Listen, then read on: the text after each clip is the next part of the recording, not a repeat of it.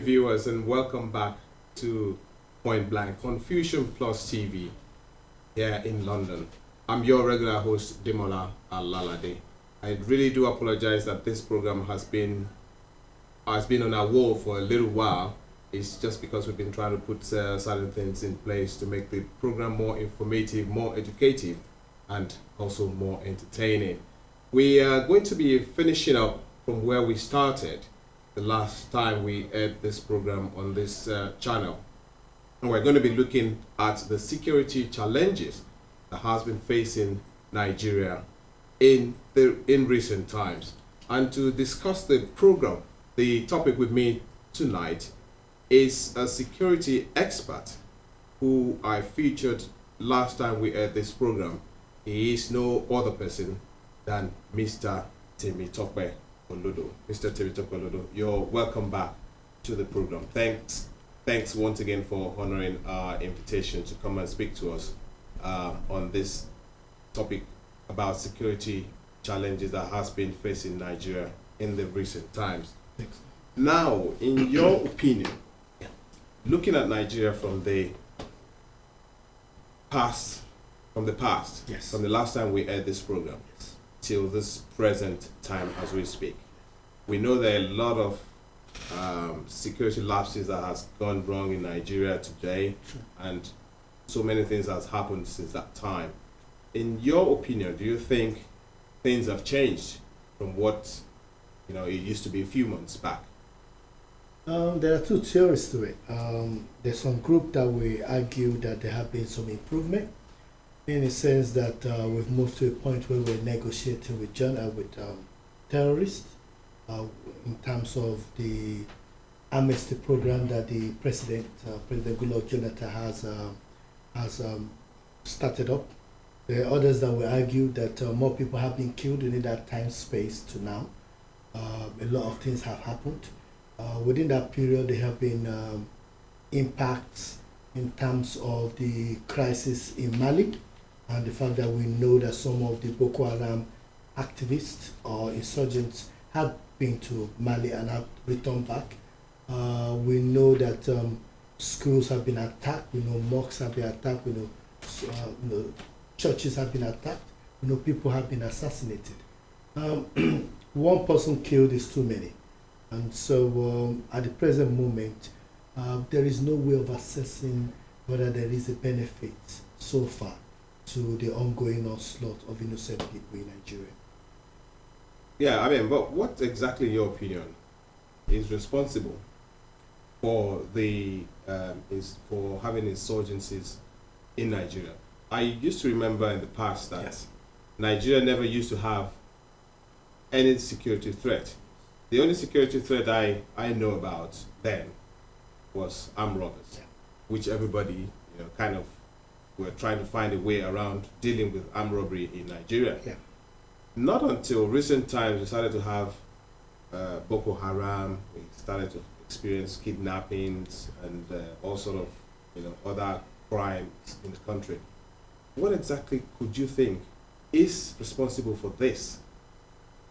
There are many factors responsible for the current violence extremism that we experience in Nigeria, which is now expanded due to Islamic radicalization that is ongoing. There are issues to do with the economic challenges in the country.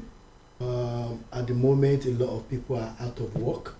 So a lot of people that are vulnerable are being recruited on board. The issue of violence extremism. There is challenges to do with political violence. A lot of politicians are taking advantage of the current situation, to attack their opponent and to create lawlessness in the country. There is challenges in terms of breakdown of values in the country. There is lack of strong institution to deal with the issue of violence extremism. So there's a lot of factors that we could point to that have actually contributed to the current lawlessness in Nigeria and the increase of violence extremism.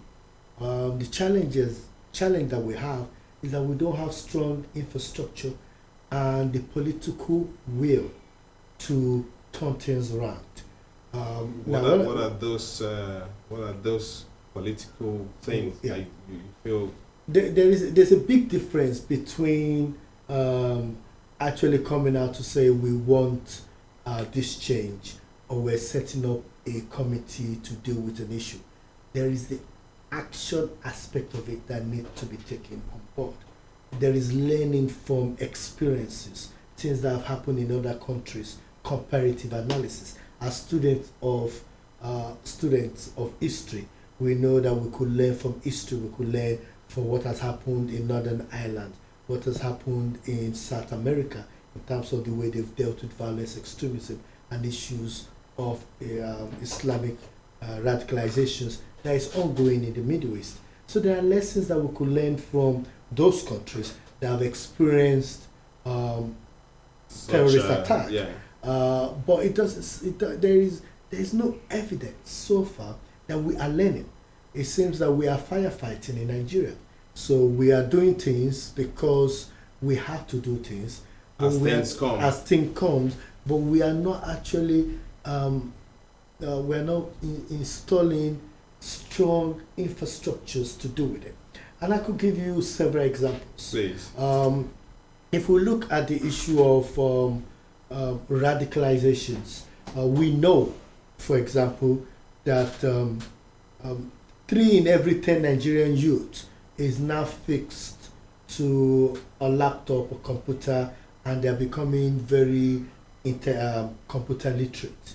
But there is nothing so far, that no evidence to prove that we are actually working really hard in the area of dealing with the counter narrative from insurgents, from terrorists trying to attract vulnerable youths, to their cause. So, for example, if you type in Boko Haram today onto your computer, it gives you all their latest videos and narrative on how they're winning their war against the Nigerian government. Nobody is blocking it.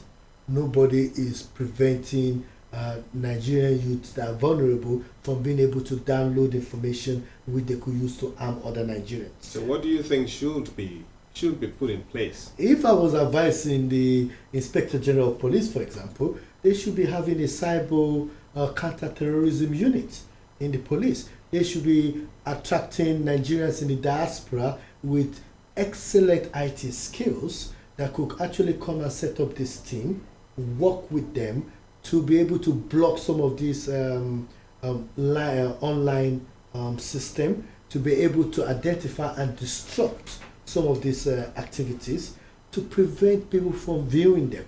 It's just like pornography. If you watch pornography, you want to watch more pornography, and evidence has shown that people that are attracted to pornography or some sort of pornography end up committing certain crime. So if people are vulnerable and they're looking for a way out, and they go online and they're able to read stories or see activities that teach them about how to make bomb, how to attack people, how to do things, and we have not even got to the level of being able to detect and actually use 21st century investigation skills to identify those people. That's why it's easy for somebody to say, I'll give you 200,000 naira, go and kill this person for me, because we still do not have that infrastructure to be able to capture or apprehend people that commit those kind of crime. So while crime is operating at the fast lane of the 21st century in Nigeria, investigation and policing is operating at a 19th century level. And that is the challenge that we have in Nigeria. So you think this should run parallel to each other? Nigerian government and Nigerian police should be looking at investing more in this area. Nigerian government, Nigerian police should have a research center where they're looking at latest research work in the area of policing and latest technology. Not all Nigerian police need to carry AK-45. They might be using taser guns. They might be using spray, instead of, and these are the kind of things What are DPOs doing? Are they engaging effectively with the community? Are they calling the community leaders or landlords and having meetings with them and saying, you know what, I only have resources, I only have 50 or 100 police officers, and the resource I have is this, and based on research, the research available to me reveals that we are suffering from armed robbery, we're suffering from petty crime, and we're suffering from people burgling your house or raping your kids. So that's the reason why I'm concentrating on those three areas. Are they having those discussions with the landlords? And are the landlords turning around to say, really, that's not the challenge we have. The challenge we have is your people blocking the road. The challenge we have is abuse, human rights abuses, so that the DPO can prioritize his work and change it all around. That's what we call community policing.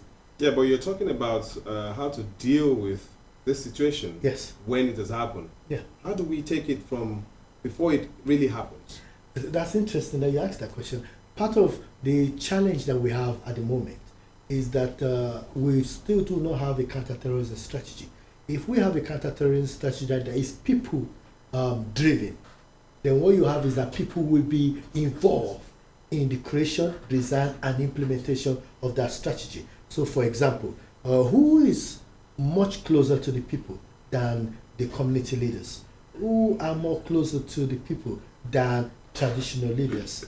But if traditional leaders are not equipped in the area of being able to identify and disrupt individuals, counter their narratives. So, for example, do Muslim leaders in the mosques know how to identify individuals that have violent thoughts or extremist view, or people that come up and say, I love Al-Qaeda or I love Boko Haram? How do you deal with such individuals? How do you deal with them in a way that they don't need to be beaten up or their hand broken before you turn them around? How do you deal with with a student that comes to school and he has a school essay to work on, and instead of working on a normal school essay, he says, why I love Boko Haram? Where does a headmaster go with that? Where does a teacher go with that? Who do they report to? How is that child intervened with? How do you intervene that child? How do you engage that child? Preventive engagement. None of that is happening at the moment because there is no structure. Because what we need to have in Nigeria is not just only a preventive strategy or introduction of guidelines for teachers, hospitals, and all those areas that have frontline engagement with individuals, but we also need to have what we call a containment strategy, where after engaging and disrupting the activities of terrorists, we also need to be able to curtail the activities. We also need to be able to empower the people to be able to deal with them. Not in a violent way, because what we've seen of recent is youth going out in village, what they call it, vigilant approach to identify individuals who might not actually be Boko Haram, and who we are now actually attacking and killing. But we don't want that. Don't you think some of these problems would have been nipped in the bud from the home? Because some of these things started, within the territory of the home. Yes. Whereby even the fathers, the mothers, they don't really know how to identify that this particular kid is being brainwashed somewhere. Yeah.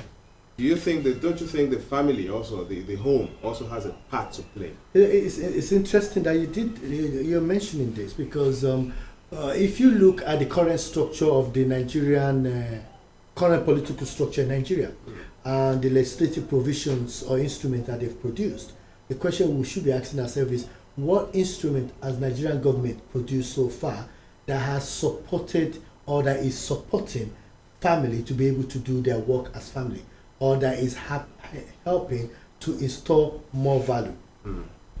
They are going after producing policies in the area of homosexual activities and those kind of things. But what are they doing to empower family?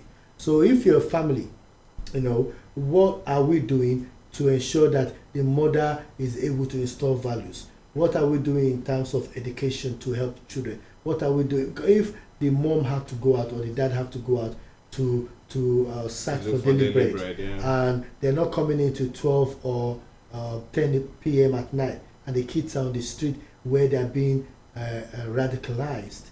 Then how are we dealing with that? Who is identifying those kids? Who is stopping that kind of activities going on? So we need to have family-friendly policies that are helping.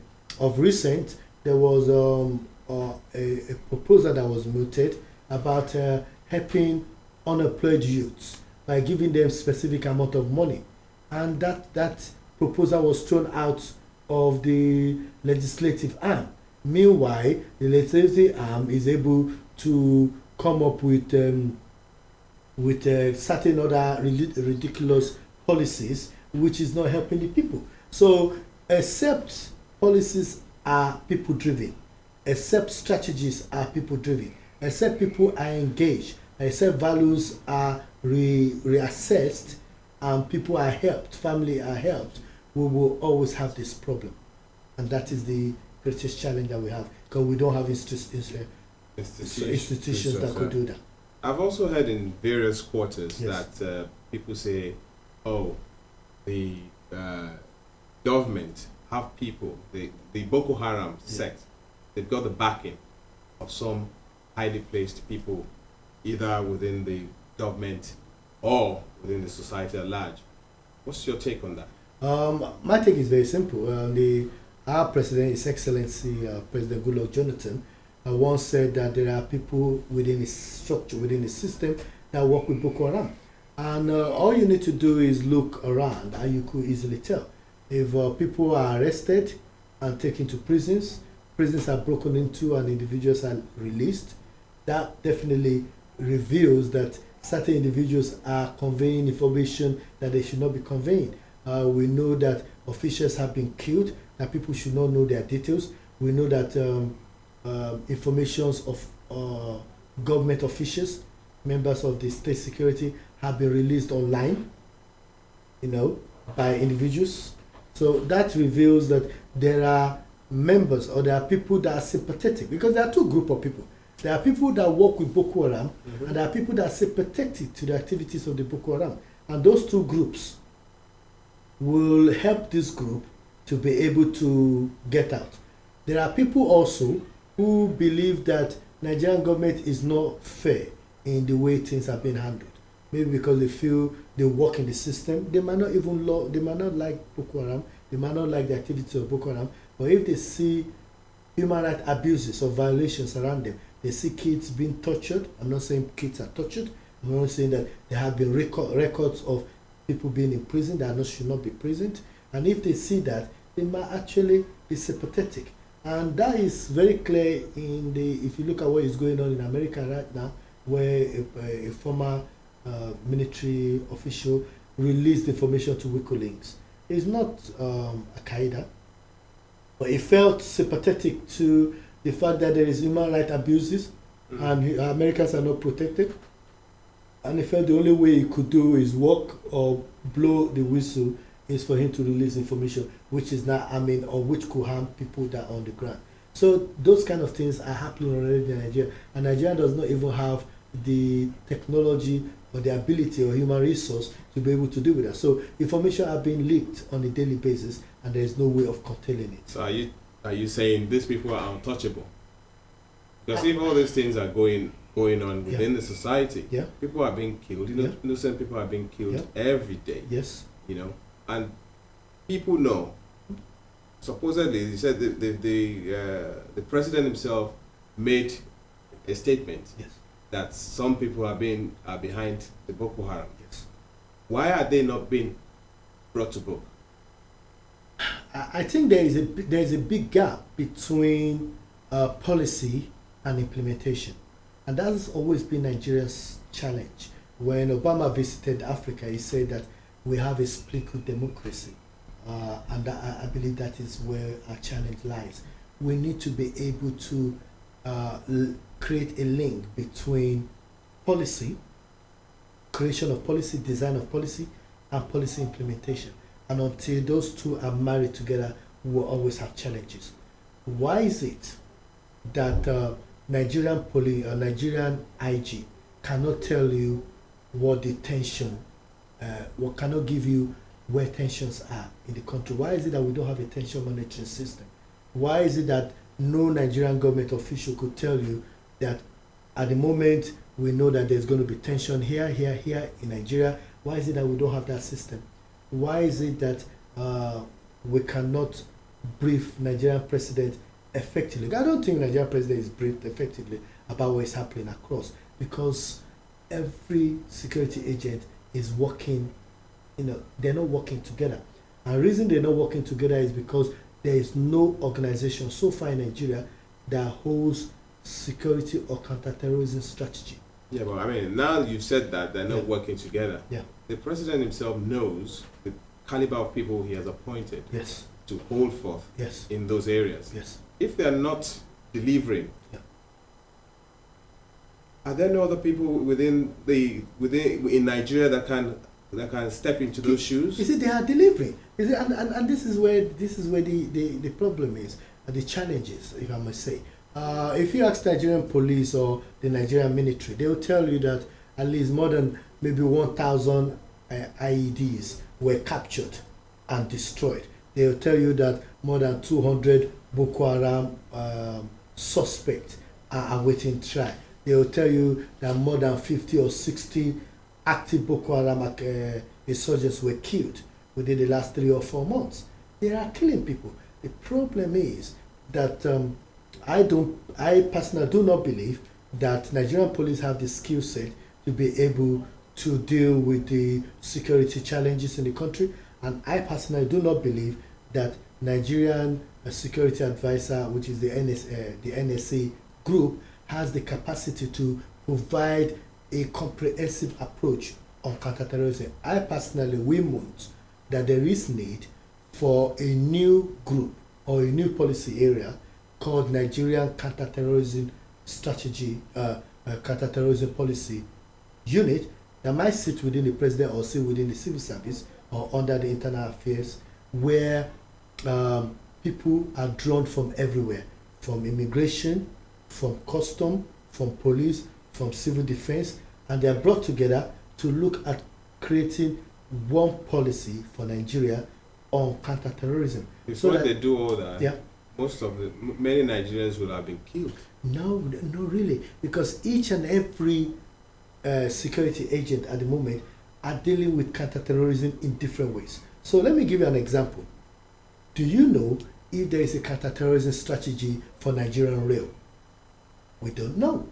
How Nigerian Rail, unlike the Do UK, we even have any real service in Nigeria? we have a rail service, and we're meant to have a commissioner of police for the rail, and they're meant to be police rail officers. So, do they have a strategy to deal with if there is a bomb on the train? How do they stop it? If a bomb is going, how would they evacuate people? Have they done exercises? Have they done drilling?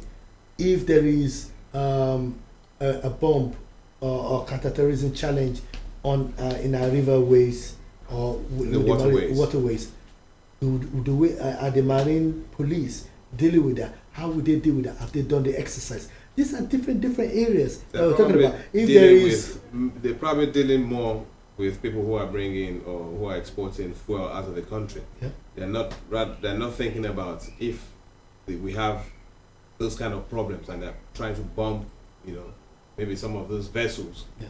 How are they going to deal with them? As you said, you raised a very important question. You look at Nigerian border, and we're talking of Nigerian immigration at the moment. They have people that carry arms. So in other words, I will call them Nigerian Immigration Police Force or Border Force. What are the Border Force doing? When people like yourself that is well traveled get into the country and you got on your passport stamp from Iraq, stamp from Egypt, stamp from Afghanistan, is there anybody stopping you to ask you questions what are you about doing in those what areas? were you doing there? Or were you there for business, or were you there to be trained in the camp? Nobody's asking questions, and that's the problem. We need to ask questions, and nobody's asking questions. And because nobody's asking questions, people are coming in and people are going out. People are doing what they need to do, and things are happening. And that's why we have been calling, and people like myself and many others, who are in this field and know a lot about this field have been calling for an overall revamp of Nigeria's security plan. There need to be a revamp of the security plan. There need to be a second look at it. There need to be an injection of diaspora expertise in it. There need to be a more comprehensive approach and bringing in community leaders into it. Not just calling them to come and sit down and talk about it, but to get them involved and say, what is the problem in your community? How can we enshrine them into the approach? If you pick up somebody that is potentially a terrorist, how do you deal with that person? Does that person need medical help, which could be psychological, or does that person need economic help, which could be getting them employed or empowering them, or does that person need educational advice, or does that person need to be de-radicalized from an Islamic perspective? Now, the people that you've put together or the policemen that you've put together that are looking at all these issues, do they have the skill set to be able to deconstruct somebody? So as a Christian, for example, I'm knowing a little bit about the scripture. If I come across somebody that says he has tendency or intention to blow up people as a Christian, I'll be able to show him from the passage of the scripture or the Bible why he doesn't need to kill anybody, because the Bible says, God said, I am God, I am able to protect you, I am the Lord, your war and whatever. But have we brought imams together to be able to do that with these Islamic people, to deconstruct them, to change their thoughts and views? Because all they need is somebody that is versed in the Quran to do that. Have we brought those individuals together? Now, this is the kind of things questions that we need to ask each other, but they're not asking those questions, and that's why we have the challenge. And that's the reason why I have said recently that there is need to change the structure of Nigerian police, because there is an ongoing police reform, and I feel that Nigerian police is currently not fit for purpose, and there is need to revisit the Nigerian police structure. And maybe what we need now is a Nigerian FBI, where we reduce the 400,000 Nigerian police force that we have now, reduce it to maybe 100,000, and let them deal with regional issues. So if there is crime, a cross-border crime, where people are moving like Anini in those days, where people are moving from state boundaries, across state boundaries, let the police deal with that, because they will have the expertise, they will have the resource and the capacity to deal with that. Why regional police deal with regional issues? They live within the region, they know how to deal with it. So if an event happens in Lagos, in Surulere, the policeman knows that any armed robber leaving Surulere going to Akete, this is the route they will take, because they have local knowledge, they know how to deal with it. That's the way forward for Nigerian police. Yeah, but having said that, don't you think members of the Nigerian police force are actually underpaid? And this is the reason why you have police everywhere in checkpoints, and all they do is to extort money from people who from citizens who say, like the commercial drivers and even people who are legally moving around there doing that legal business. If the police are well paid, don't you think this will kind of change their way of dealing with people? It is one way. And make them more committed. It's one way. Money is a motivating factor for individuals, knowing that when they have money, the security of their family is secure, is protected. There's a security for themselves after leaving the force, knowing that they're able to get work outside, as consultant or things like that. Yes, that will help. But it goes beyond that, because at the present moment, if you stop a policeman in Lagos and stop a policeman in Sokoto and ask them what is criminal damage, they cannot give you a standardized definition of criminal damage. If you ask them, why have you stopped a person stealing, they'll tell you, Oga, because he stole something. But they cannot actually define it. Now, theft is appropriating property belonging to another with an intention to permanently deprive that person of it. In other words, that person as taking something belonging to another person and permanently depriving that person of that. That is theft. You know, so that is different from taking petrol and adding it to your petrol. You understand? Or borrowing something from someone to just have a look at it. You know, so these are the kind of things that we're talking about. Now, Nigerian police in Lagos and Nigerian police in Sokoto, both of them have different views of it. If you ask them what is terrorism, they have different views. You know, police stations are being raided in Nigeria for arms. So what do you think should be done? I mean, in terms of, you know, are you talking about training? There is need for retraining of the police, and I feel professionalism need to be brought into the police. And the challenge we have is that Nigerian police is still thinking in the 19th century, as far as I'm concerned. And the reason why I say this is because police is a business, whether you like it or not, and it needs to be run like a business. If you look recently, we're all saddened by the picture that was beamed across the world, where Nigerian Police College doesn't have a bed. You know, there's cockroaches all around. And Nigerian president actually visited one of those areas unannounced, and we've not had anything about it. Now, if I was, so that's what we're talking that's about. part of the problem. So we're not actually training them properly. Now, if I was advising Mr. President, I would be looking at bringing one of the retired professors or university administrators, top administrators, to run the Nigerian Police College, so that they bring in fresh perspective, new approach, create innovative programs that will challenge the police. Do you know the problem the problem that I'm seeing in that is that even if they bring inject fresh blood into it, okay, they're still recycling these people. That's the problem with Nigeria. The person they're going to bring now is going to be somebody who has been in administration for over 30 years. That would be much better than, because presently what we have in Nigeria at the moment is that we have people join the police force either at the lowest level or join as graduates.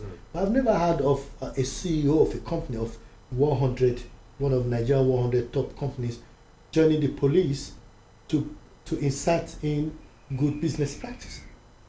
Because if you have that, things will change. I was in the police force here, and I was a special constable for 2 years, and I saw the different approach in the way of policing. You know, and those are the kind of things that they will need to insert into Nigerian police. Different approach, different ways of doing things. So people like myself. So we need people like yourself. Could be brought in, you know, to help change the structure. Have you offered your service to the country? I've been writing about Nigerian policing, and I've been doing that. I've not got any offer yet. But again, Mr. President will be listening, and I hope so. And that's the reason why we're saying that there are lots of people like myself, you know, dotted around the world, in Nigeria, in the US, in Canada, that have this skill set, working as professors, working in the area of criminology. You know, what are we doing? We don't even have a crime reduction strategy, and we're talking about policing.